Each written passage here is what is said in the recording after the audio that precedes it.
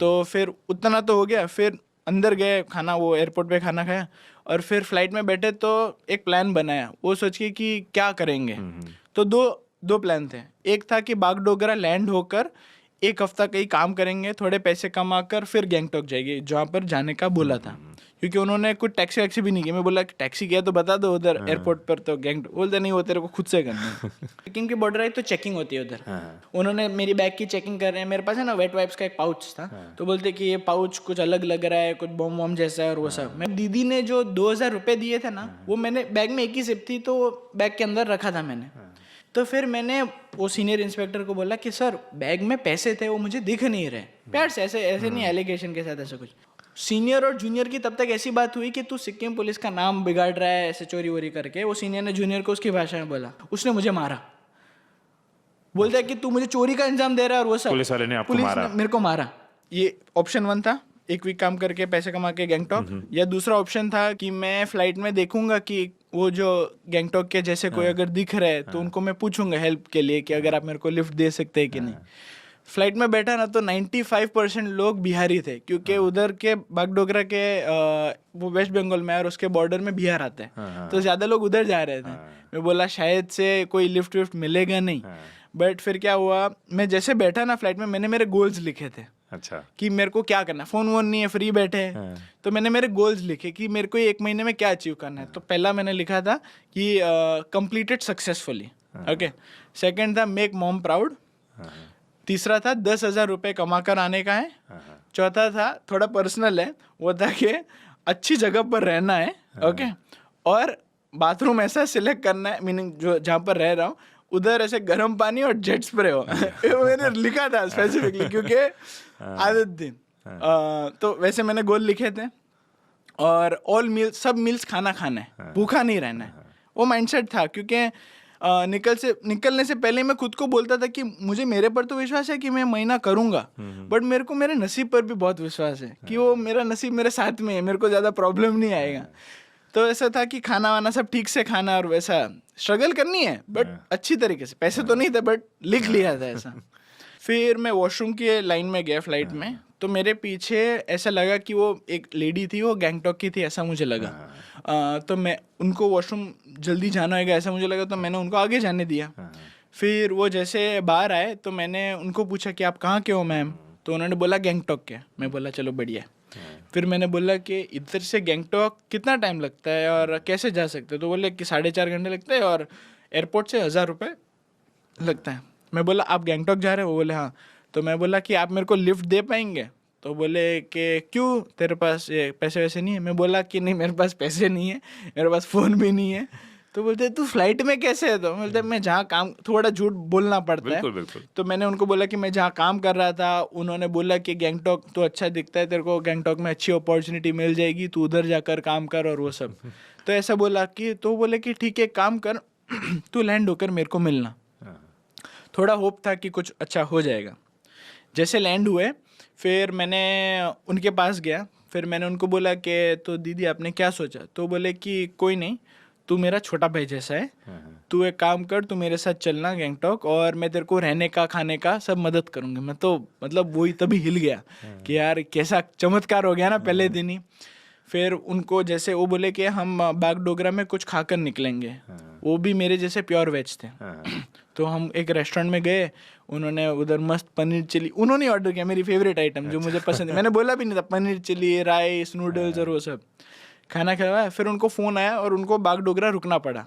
तो उन्होंने बोला हित एक तू काम कर, मैं तेरे को तेरे बस के पैसे देती हूँ और मैं तेरे को ऊपर के 2,000 रुपये देती हूँ, तू ये रख, तेरे को उधर जाकर काम में आएगा, 2-3 दिन तू कुछ कर पाएगा, फिर जब मैं आऊँगी तब तेरी मदद कर दूँगी, तू मेरा नंबर लिख दे। मैं ना, मीनिंग आप बस मेरा मोमेंट सोचिए, आप ऐसे अनजान शहर में कोई जानता पहचानता नहीं है, फ़ोन नहीं है घर पे, कोई ऐसी बातें बोलेंगे ना, मैं तो इमोशनल था, मैं बहुत ऐसे इमोशनल हो गया बोल के कि कैसे मदद कर रहे हैं मुझे। फिर मैंने पूछा उनको कि आप मेरी मदद क्यों कर रहे हो मैम, तो वो बोले कि उन्होंने जो बोला ना, मैं दादा दादी को तब इतना याद किया, वो बोलता है कि ईद मैं तेरी मदद इसलिए कर रही हूँ क्योंकि मैंने तेरी माला देखी, और वो बोलते कि माला पहनने वाला इंसान कभी गलत नहीं हो सकता। क्या सीखो ये महीने का सिर्फ 1 रुपए लेती है और आपको बिजनेसमैन बनना और सोशल मीडिया इन्फ्लुएंसर बनना सिखाती है। ये ले तेरे 5 रुपए, ऐश कर। 5 रुपए में क्या ही होगा, तू ही रख ले। 5 रुपए में एम स्टॉक पर इंट्राडे और एफएनओ ट्रेडिंग हो जाती है। क्या बात कर रहा है? हाँ 5 रुपए में? बिल्कुल। Investments in securities market are subject to market risks. Read all the related documents carefully before investing.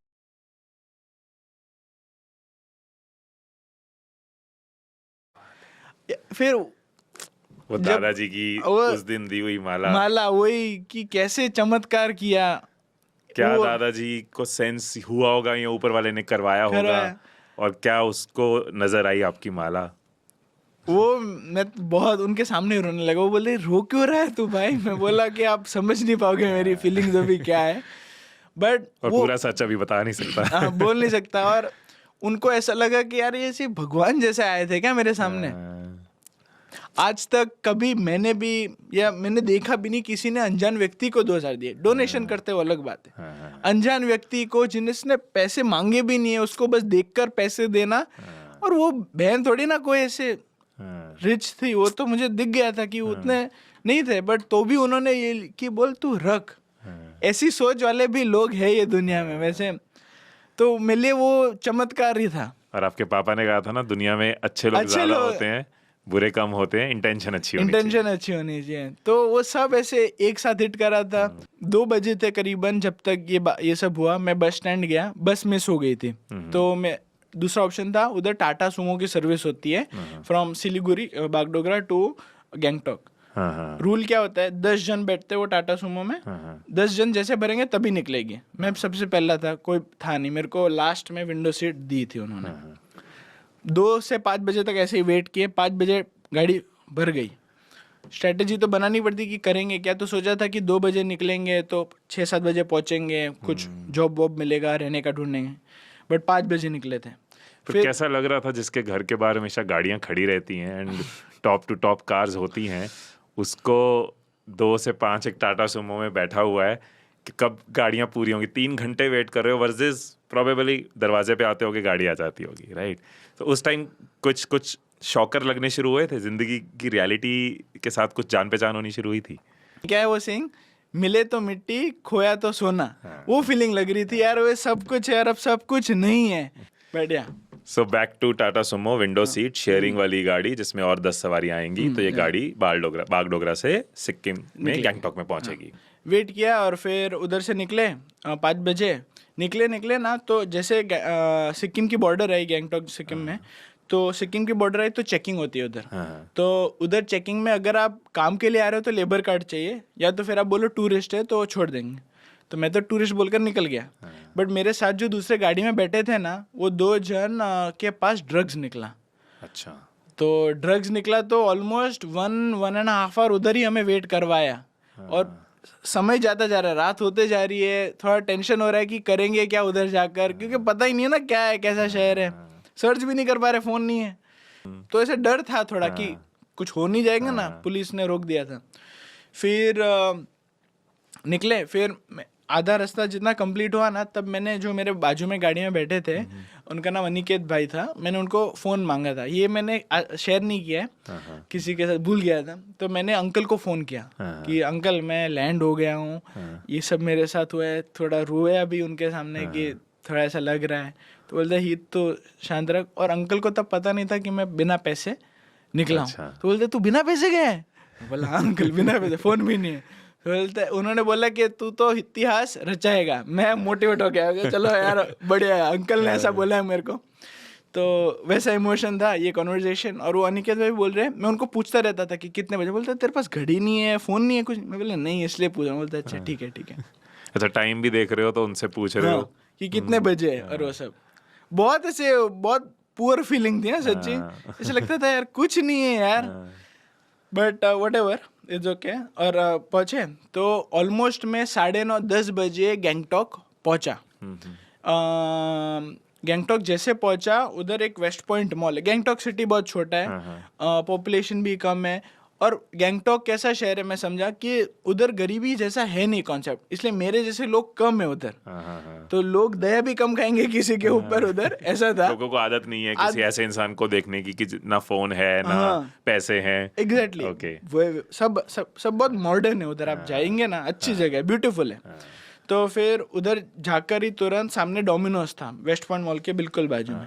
तो उधर गया डोमिनोज में पूछने 9:30-10 बजे रात को। आज जहाँ तक मुझे पता है ये शहर सनसेट भी जल्दी होता है और शायद रैप अप भी जल्दी होता है। रैप अप भी बहुत छोटा है। हाँ। ओके, डेवलप्ड गांव समझो। अच्छा सब। तो छोटा था। तो डोमिनोज में गया तो उन्होंने पहले मेरे को पूछा कि आपके पास मैंने पूछा कि आपके पास रहने का या कुछ जॉब का है। तो बोलता है नहीं अभी तो नहीं है, बट क्यों, क्या हुआ? मैं बोला अगर हो जाता मदद तो अच्छा रहता, मेरे पास कुछ है नहीं, मैं गुजरात से आया हूँ, स्टोरी बनाई, काम करने के लिए आया हूँ, पैसा कमाने के लिए आया हूँ, रेस्टोरेंट वो सब में, फ़ोन नहीं है, पैसे भी नहीं है।